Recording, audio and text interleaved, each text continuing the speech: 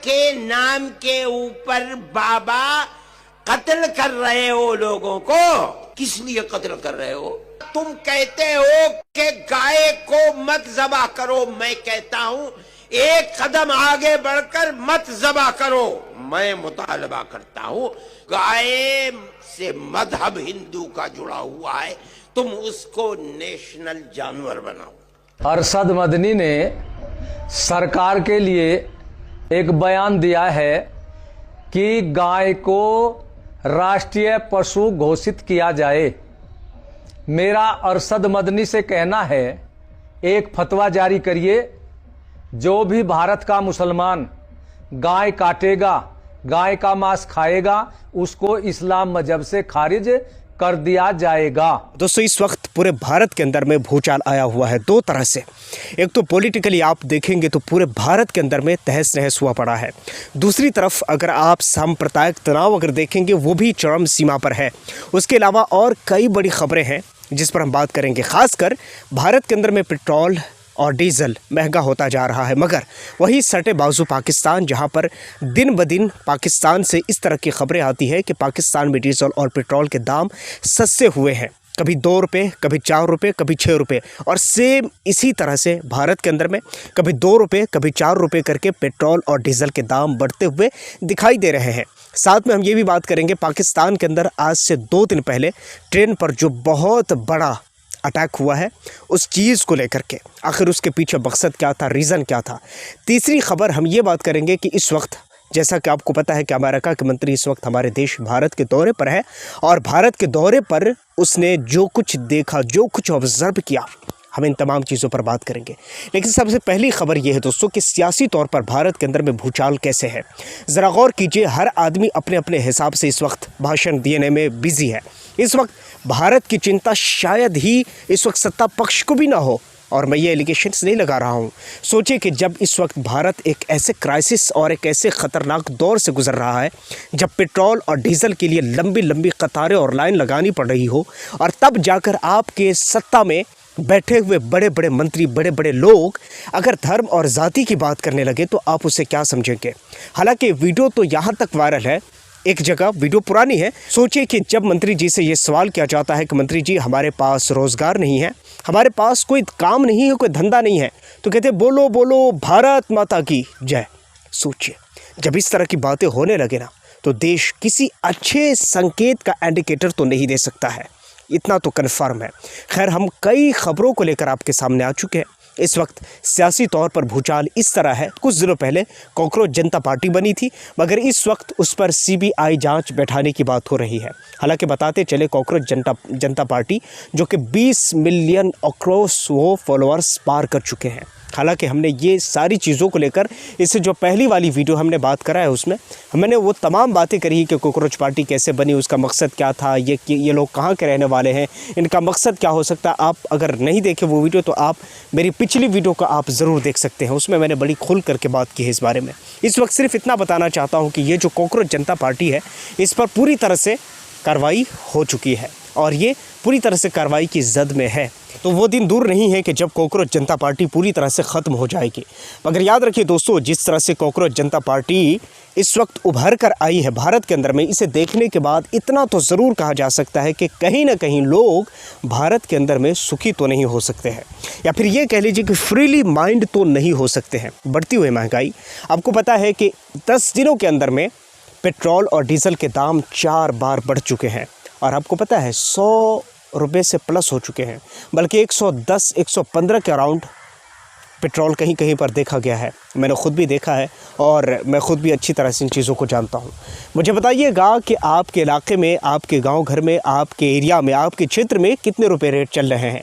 मगर मुझे बताइएगा, क्या इस वक्त जब देश इतनी बड़ी क्राइसिस से गुजर रही है, तब धर्म की राजनीति करना, क्या ये एक भारतवासियों के लिए और भारत के लोकतंत्र के लिए और इस भारत की इकोनॉमी के लिए क्या ये सही हो सकता है?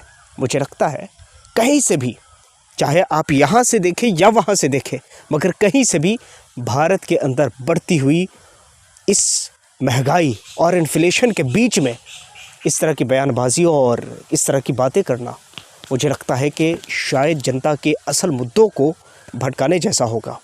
खैर इस वक्त एक मंत्री हो तो हम कोई बात करें, शायद अगर कोई सामाजिक कार्यकर्ता हो तो हम कहें चलो ठीक है एक सामाजिक कार्यकर्ता है, मगर इस वक्त एक सामाजिक कार्यकर्ता नहीं है। इस तरह की बयानबाजी करने वाले लोग बड़े बड़े मंत्री पद पर बैठे हुए लोग हैं। इस तरह की बयानबाजी करने वाले लोग बड़े सत्ता में रहने वाले और बड़े पोस्ट और बड़े ओहदे पर रहने वाले लोग हैं। अब मुझे बताइएगा, क्या ऐसे लोग अगर इस तरह की बात करें तो हम फिर क्या समझें। खैर इस वक्त हम बात कर रहे हैं आपको स्ट्रेट ऑफ हॉर्मुज़ को लेकर के। जाहिर सी बात है कि अगर इस तरह होगा कि पाकिस्तान खासकर वहाँ पर अगर पेट्रोल और डीजल के दाम कम हो रहे हैं तो भारत जैसे बड़े देश और अर्थव्यवस्था वाले देश में कैसे बढ़ रहे हैं, आखिर उसके पीछे वजह और रीज़न क्या हो सकती है। ये एक बहुत बड़ा क्वेश्चन मार्क है जिसे नज़रअंदाज नहीं किया जा सकता है। दूसरी तरफ अगर आप देखेंगे तो आज से कई दिनों पहले पाकिस्तान के अंदर में एक बहुत बड़ा धमाका हुआ था और उस धमाके में कई लोग मारे जा चुके हैं। दर्जनों लोग उसमें मरे और दर्जनों लोग उसमें घायल हुए, बल्कि जान से हाथ धो बैठे और ज़ख्मी भी हुए। तरह तरह के मामले हैं। इस चीज़ को अगर आप देखने की कोशिश करेंगे तो दो चीज़ है। पाकिस्तान इस वक्त, जो पाकिस्तानियों का दावा है कि पाकिस्तान इस वक्त बड़ी सुपर पावर है, उसके बीच में जो सुलह करवाने की, जो मीडिएटर के तौर पर जो किरदार अदा कर रहा था, इसको भंग करने की कोशिश है। ये पाकिस्तानियों की तरफ से कहा जा रहा है। लेकिन अगर हकीकतन अगर आप देखेंगे तो पाकिस्तान में इस तरह की घटना रिकॉर्ड तोड़ घटना होते हैं। कई ऐसी जगह है, जैसे आप बलूचिस्तान में देखेंगे और तुर्बत के कई इलाके हैं, वहाँ पर अगर आप देखेंगे तो इस तरह की घटना रिकॉर्ड तोड़ है। कभी मस्जिद में बम धमाका हो जाता है, कभी कहीं पर हो जाता है, कभी कहीं पर हो जाता है। और ये सारी चीज़ें वो है जिस चीज़ को लेकर के पाकिस्तान इस वक्त सवाल के जद में है। मगर क्या हम इस चीज़ को मान लें कि सिर्फ वहाँ के शहबाज शरीफ और आसिम मुनीर, जो कि वहाँ के जनरल आर्मी है, आर्मी चीफ है, उनकी सिर्फ इतना बताना है कि इस वक्त पाकिस्तान जबकि बीच में मीडिएटर के तौर पर जब एक काम कर रहा है और उसी बीच में इतना बड़ा हादसा होता है, तो आप मुझे बताइए कि पूरी दुनिया में क्या संदेश जाएगा। ये तो खैर पाकिस्तान के लोगों को खुद ही जवाब देना चाहिए। लेकिन हाँ, ये भी कम नहीं है, ये भी कम नहीं कहा जा सकता है। इस तरह की घटना रिकॉर्ड तोड़ घटना दर्ज है, इसमें कोई शक नहीं है। और कई खबरें हैं जिस पर हम बात करेंगे। दोस्तों, कुछ दिनों पहले जैसा कि योगी आदित्यनाथ ने कहा था, मुगलों की विरासत से हमें कोई मतलब नहीं है, मगर इस वक्त भारत के दौरे पर है अमेरिकी मंत्री और अमेरिकी मंत्री को मोहब्बत की निशानी ताजमहल का दौरा करवाया गया है। और ताजमहल के दौरा में खुद ये सब के सब लोग शामिल हुए हैं। अब सवाल ये पैदा होता है कि उस बयान का क्या होगा जिस बयान में योगी आदित्यनाथ ने कहा था कि मुगलों की विरासत का क्या होगा। देखिए, दो चीज़ें हैं, हमें समझना होगा। पॉलिटिकली अगर आप देखेंगे तो भारत के अंदर में दो तरह के लोग पाए जाते हैं। जो बड़े कट्टर है वो भी कट्टर नहीं, और जो बड़े सॉफ्ट है वो भी सॉफ्ट नहीं है। मेरे कहने का मतलब आप समझे तो अच्छा है, और नहीं तो मैं थोड़ी सी एक्सप्लेनेशन मैं आपके लिए कर देना चाहता हूँ। मिसाल के तौर पे यही प्रधानमंत्री मोदी है, जब भारत में आते हैं तो हिंदू और मुसलमान की राजनीति करते हैं, और जब यही विदेश में जाते हैं तो बड़ी गलबैयाँ करते हैं। और बीफ एक्सपोर्ट पर मौलाना अरशद मदनी ने जो बयान दिया है उस बारे में भी मैं थोड़ी सी बात करना चाहूँगा। बीफ एक्सपोर्ट को लेकर के मौलाना मदनी ने कहा है जो गाय है उस पर उसको नेशनल एनिमल घोषित किया जाए, उसको नेशनल एनिमल दर्जा दिया जाना चाहिए। और जैसे ही नेशनल एनिमल का दर्जा दिया जाएगा वैसे ही बात ख़त्म हो जाएगी। मैंने कई बार ये नोटिस किया है और ये देखा है कि बाकायदा हिंदू समाज को पूरी तरह से मौलाना अरशद मदनी का साथ देना चाहिए, मगर ख़ुद हिंदू समाज के कई संत हैं जो आकर के और ख़ुद मौलाना अरशद मदनी से ये सवाल पूछ रहे हैं और कह रहे हैं कि भाई साहब, आप अपने दारुल उलूम देवबंद से ये एक फ़तवा दिलवाइए। फ़तवा क्या दिलवाना है कि कोई भी मुसलमान अगर वो गाय की कुर्बानी करेगा, बलि देगा, तो वो ईमान से खारिज, इस्लाम से खारिज हो जाएगा। दोस्तों, ये लॉजिक है। मेरा अरशद मदनी से कहना है, इस्लाम मजहब के जितने भी फतवे दिए जाते हैं वे आपके दारुल उलूम देवबंद से दिए जाते हैं। तो आप एक फतवा जारी करिए, जो भी भारत का मुसलमान गाय काटेगा, गाय का मांस खाएगा, उसको इस्लाम मजहब से खारिज कर दिया जाएगा। मेरे समझ से परे हैं कि यहाँ पर मौलाना अरशद मदनी को आकर के मौलाना अरशद मदनी का साथ देना चाहिए कि भले गाय के गौकशी के मामले में जो हमारे देश के अंदर में इंसिडेंट्स होते हैं, हादसे होते हैं, हमारे देश के अंदर में जो एक दूसरे की जान ले ली जाती है, ये तो ख़त्म हो जाएगा। और साथ में ये भी ख़त्म हो जाएगा कि पूरी दुनिया जानती है कि भारत बीफ एक्सपोर्ट में कितना बड़ा माहिर है। पूरी दुनिया ये बात जानती है। मेरे कहने का सिर्फ इतना मतलब है कि अगर आप एक्सपोर्ट करते हो तो ढोंग क्यों करते हो, और ढोंग करते हो तो एक्सपोर्ट क्यों करते हो। अगर आपको बेचना है तो अपने देश में ढोंग मत करो, और अगर आपको ढोंग करना है तो फिर बेचो मत, बंद कर दो। मगर हकीकत यह है दोस्तों कि ये सभी लोगों को पता है कि जिस दिन गाय को नेशनल एनिमल करार दे दिया जाएगा, जिस दिन गाय को नेशनल एनिमल का दर्जा मिल जाएगा, उस दिन खुद हिंदू के लिए सबसे बड़ा मुसीबत खड़ा हो जाएगा। इसमें कोई शक नहीं है और ये बात हिंदू समाज भी बहुत अच्छे से जानता है।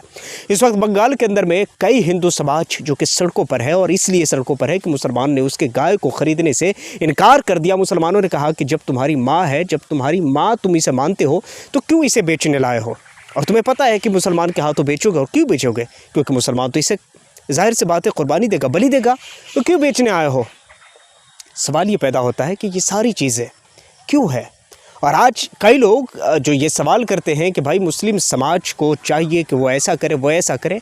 मुझे बताइएगा कि जब मुसलमानों की हत्या हो रही थी, मुसलमान समाज के व्यक्ति के ऊपर जब ये आरोप लगाए जा रहे थे कि ये गौ तस्करी कर रहा है, ये गौ तस्कर है, और ये बोल करके उसको जब मारा जा रहा था, तो क्या लगता है कि वो हिंदू जो गाय का व्यापार करते हैं, क्या उनको मुसलमानों के हक़ में आकर के बोलना नहीं चाहिए?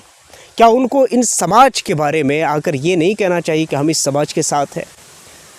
लेकिन कहीं ना कहीं दोस्तों यहाँ पर खोट और चालाकी और होशियारी हर किसी के दिल में है। इस वक्त बहुत सारी खबरें हैं, लगातार हम इस चीज़ पर नज़रें बनाए हुए हैं। और आप क्या सोचते हैं, क्या समझते हैं इस बारे में, नीचे कमेंट सेक्शन में ज़रूर बताइएगा। पहली बार आए हैं सब्सक्राइब ज़रूर कर लीजिए, बेल आइकन को प्रेस कर लीजिए। अपना बहुत सारा ख्याल रखिए। मिलता हूँ किसी और वीडियो और टॉपिक के साथ, जब तक के लिए थैंक यू फॉर वॉचिंग।